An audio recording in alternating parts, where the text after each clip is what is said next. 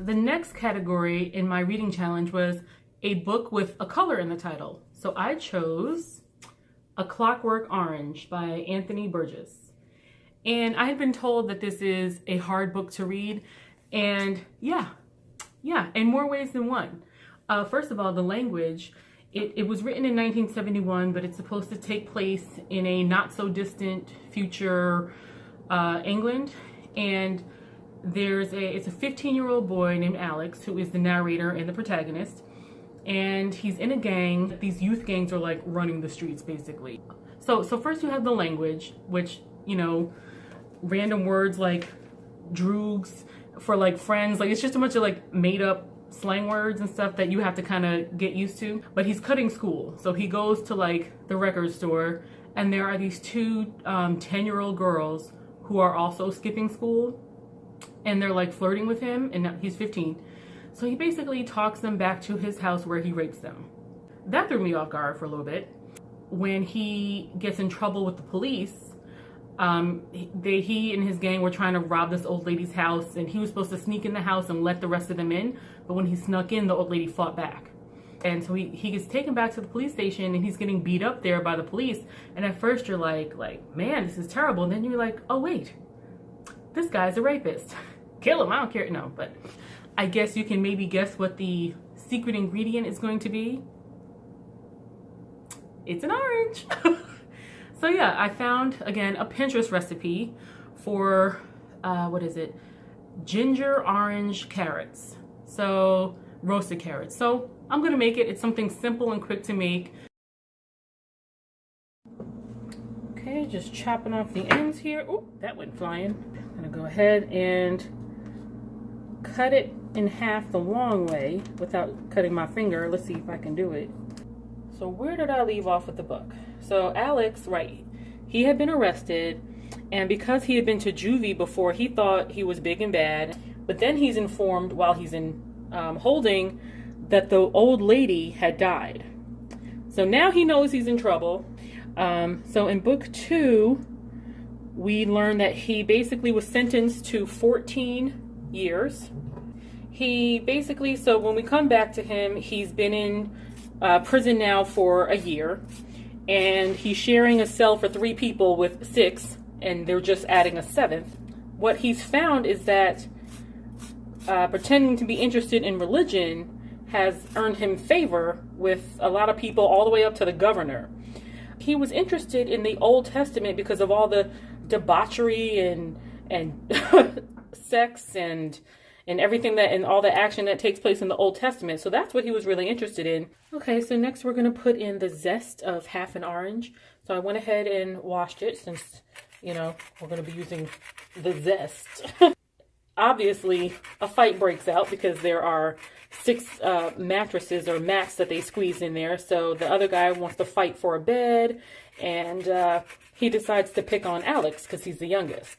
Well, Alex has a good reputation with the other prisoners in his cell, so they come to his defense and they all pretty much beat him senseless. So in the morning, they find that they had beat him a little too much, and now he's dead. Let's see, preheat this oven, turn it to 350. You just want to mix it up, make sure everything is coated in the ginger and the orange zest. So fancy. Okay guys, I took it out the oven for a second to cut the pieces in half because I completely forgot that was part of the deal. So Alex is not just released from prison. He's basically selected for a program. The state has developed this like brainwashing system to basically make people good.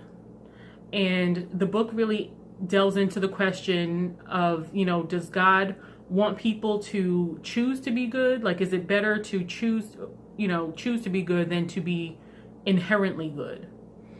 Because if you're not choosing to be good, are you actually good? And so he's injected with this substance that makes him like really sick. And they force him to watch like a lot of violent movies. So the one thing that had kept Alex sane like throughout his life was classical music. He was a big fan of Beethoven especially. But while watching one of those horrifying films, they played Beethoven. during that. So the idea of the films was to inject him with something to make him sick while he watched violence. So now he thinks of violence and he gets sick. But because they played Beethoven during that, he also associates, you know, his favorite classical music with violence. They release him just like that, and he goes home, surprises his parents, who thought that he broke out of jail because they had no idea that he was in this program and that he was being released.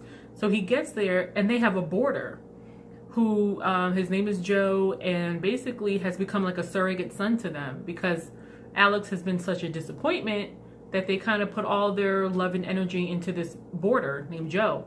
So Alex gets really hurt.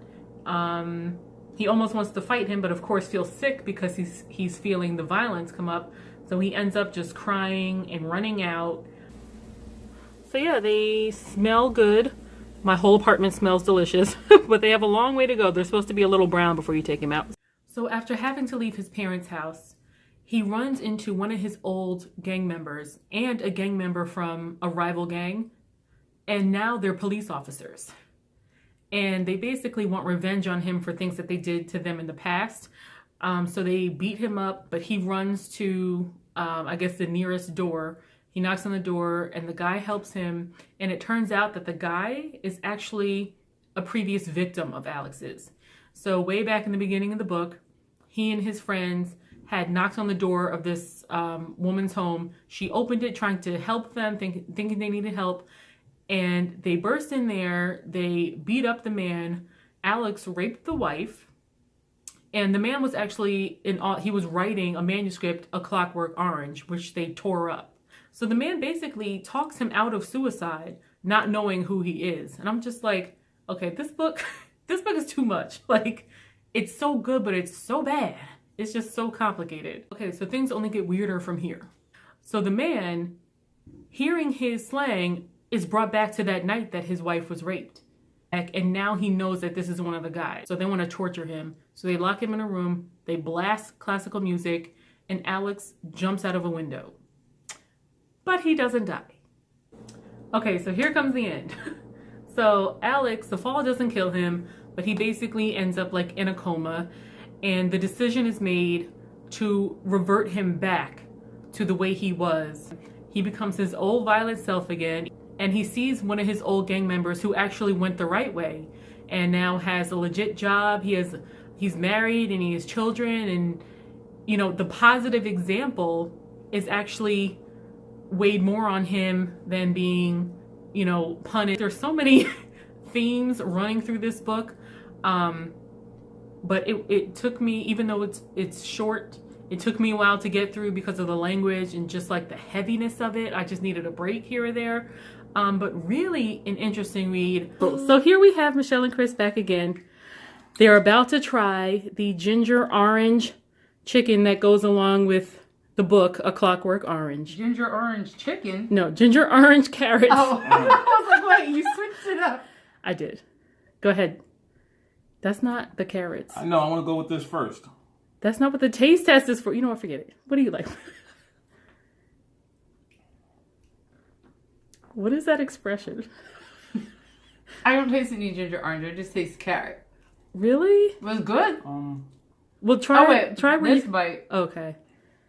Maybe I didn't stir it up enough. It's very, very light. Like, but I love the consistency that the sauce makes the carrot. Mm-hmm. Like it has a good texture to it.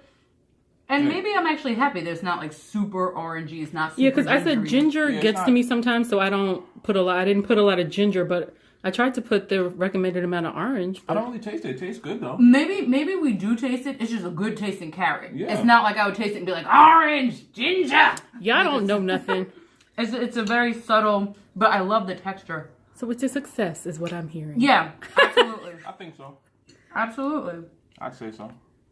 Okay. Mm-hmm. Pretty good. Now pose for a picture with the carrot on your fork.